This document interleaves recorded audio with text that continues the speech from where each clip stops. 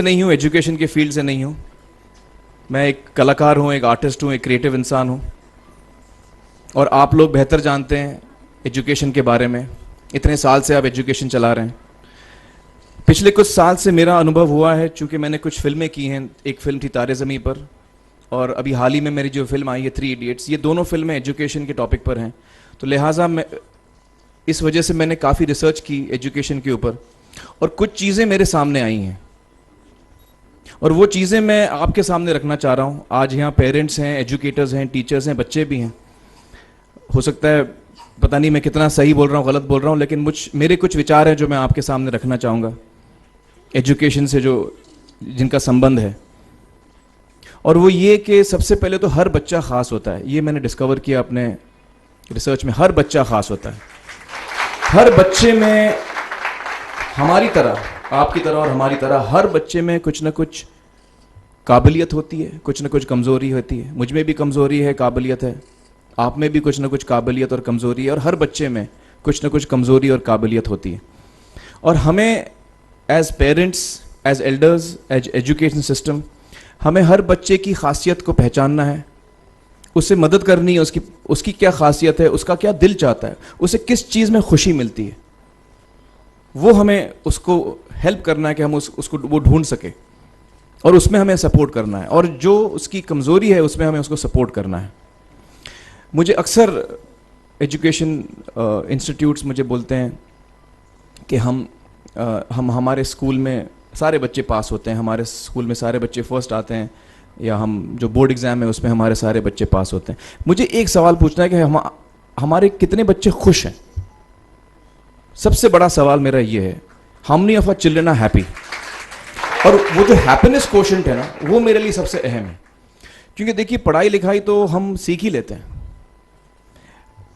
जब मुझे कोई चीज़ सीखनी होती है तो मैं कुछ ना कुछ करके सीख ही लेता हूँ। हमारी फिल्म 3 इडियट्स जब रिलीज़ होने वाली थी, रिलीज़ से पहले हमने कई स्क्रीनिंग्स रखे थे, टेस्ट स्क्रीनिंग जिसको हम कहते हैं, जिसमें कि हम ऑडियंस, जैसे आप लोग हैं, उनको बुलाते हैं, फिल्म दिखाते हैं, उनसे पूछते हैं कि फ़िल्म कैसी लगी। ऐसे एक टेस्ट स्क्रीनिंग हमने किया था। बम्बई में एक फैक्ट्री में कारीगर लोग काम करते हैं, तो करीब 25-30 कारीगर आए थे उस स्क्रीनिंग में। स्क्रीनिंग के बाद उनका एक कारीगर था, उसने मुझसे एक सवाल पूछा। उसने मुझसे ये पूछा, आप लोगों ने फिल्म देखी है 3 इडियट्स? उसने मुझे एक सवाल पूछा जो बहुत कमाल का सवाल था। उसने मुझे ये सवाल पूछा कि सर, पिक्चर के अंत में हमें पता लगता है कि आप तो रणछोड़ दास थे ही नहीं, रैंचो तो थे ही नहीं आप, तो सर्टिफिकेट तो आपको मिला नहीं, वो तो जावेद जाफरी को मिल गया। तो आप इतने बड़े साइंटिस्ट कैसे बन गए? इतने बड़े पेटेंट्स, 400 पेटेंट्स, जापानी लोग आपके पीछे पड़े हैं, तो आपको सर्टिफिकेट तो मिला नहीं, तो आप इतने बड़े साइंटिस्ट कैसे बन गए? बहुत ही अहम सवाल है ये, बहुत ही इंपॉर्टेंट सवाल है। और ये जो मुद्दा है उसके हार्ट में जाता है ये, कि जब मैं एग्जाम के लिए रट के जवाब देता हूं और वो जवाब में मुझे नंबर मिलते हैं और मैं पास हो जाता हूं, तो मेरे हाथ में एक पर्चा आता है जो मुझे कहता है कि मैं पढ़ा लिखा हूं। लेकिन वाकई में पढ़ा लिखा हूं या नहीं, ये अभी तक हमको श्योर मालूम नहीं है। लेकिन जब आप नॉलेज चाहते हैं कि आपको मिले, विद्या मिले आपको, तो फिर वो कागज का मायने कुछ होता नहीं है। तो मैंने उसको जवाब में 2 सवाल पूछे। मैंने बोला उसको कि भैया, आपको क्या लगता है मैं अच्छा एक्टर हूं? उसने बोला हाँ, देश भर में आप सब लोग मानते हैं आपको, आप अच्छे एक्टर हैं। मैंने उससे कहा कि भैया, मेरे पास कोई सर्टिफिकेट नहीं है जो कहता है कि मैं अच्छा एक्टर हूं।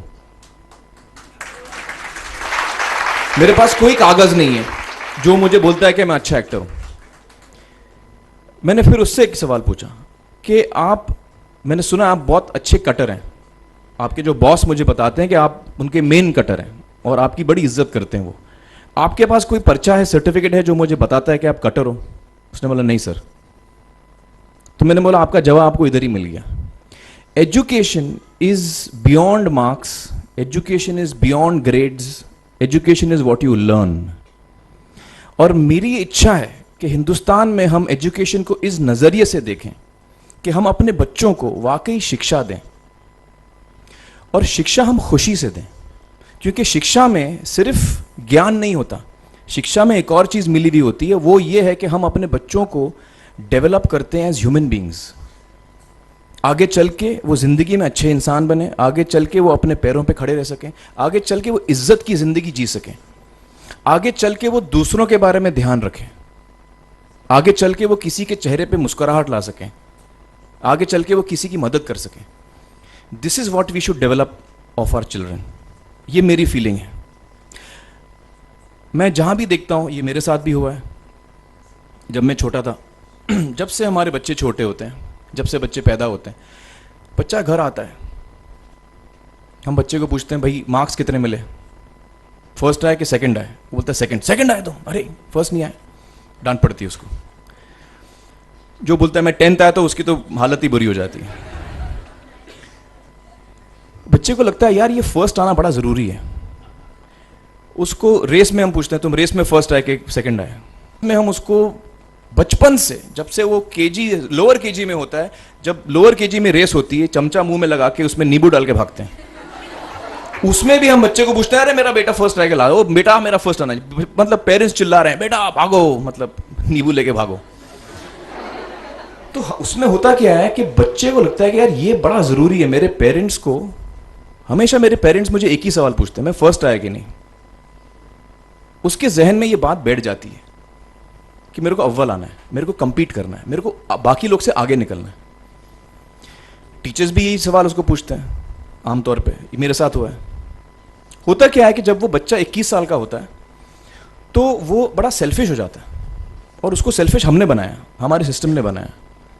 वो अपने बारे में सोचता है और किसी के बारे में नहीं सोचता है, क्योंकि यही हमने उसको ट्रेन किया है बचपन से। बचपन से हमने उसको यही ट्रेन किया कि बेटा तुम पहले आना, बाकी सब लोग को भूल जाओ। तो जब वो नौजवान बनता है तो उसका नजरिया सोसाइटी की तरफ यही हो जाता है कि भैया मुझे आगे बढ़ना है, बाकी सब बाय हुक और by crook I must succeed, I don't care about anybody else. मेरा ये दिल कहता है, मेरा ये दिल चाहता है कि अगर हम जितने यहां पेरेंट्स हैं, एडल्ट्स हैं, यंगस्टर्स हैं जो कल जाके पेरेंट्स बनेंगे, अगर हम अपने बच्चों को ये सीख दें जब वो छोटे हैं, जब वो घर आए हम उसको ये सवाल पूछें, ये नहीं पूछें कि मार्क्स कितने मिले, उसको ये पूछें कि बेटा आज तुमने किसकी मदद की, आज तुमने किसके चेहरे पे मुस्कुराहट लाई। अगर हम उसको ये पूछें तो उसको ये लगेगा कि यार ज़रूरी ये है। मेरे पेरेंट्स मुझे हमेशा ये पूछते हैं, मार्क्स का तो कभी पूछते नहीं, वो मुझसे ये पूछते हैं कि भैया तुमने किसको हेल्प किया आज। तो हेल्प करना लोगों को, लोगों के बारे में सोचना, लोगों के चेहरे पे मुस्कुराहट लाना, ये मेरे पेरेंट्स के लिए बड़ा इंपॉर्टेंट है। साइकोलॉजिकली वो इस चीज़ के साथ बड़ा होगा, स्कूल वही जाएगा, पढ़ाई लिखाई वही करेगा, वो उसका नज़रिया थोड़ा बदल जाएगा। जब वो बच्चा नौजवान बनेगा, 21 साल का होगा, और सारे बच्चे उस उम्र के जब 21 साल के होंगे, हमारी सोसाइटी चेंज हो जाएगी। क्योंकि तब हमारी सोसाइटी में ऐसे नौजवान होंगे जो खुद के बारे में नहीं सोच रहे हैं, दूसरों के बारे में सोच रहे हैं। तो मुझे लगता है कि सबसे बड़ी चीज जो हमारे एजुकेशन सिस्टम में मैं देखना चाहूंगा, जो मैंने अपने स्कूल लाइफ में नहीं देखी, कि हमको ये अहमियत इस पे दी जा रही है कि हम अपने आसपास के बच्चों को कितना हेल्प कर रहे हैं। ये एक बहुत बड़ी तब्दीली अगर आ जाए तो मुझे लगता है कि हमारा देश बहुत सुधर सकता है, बहुत बदल सकता है।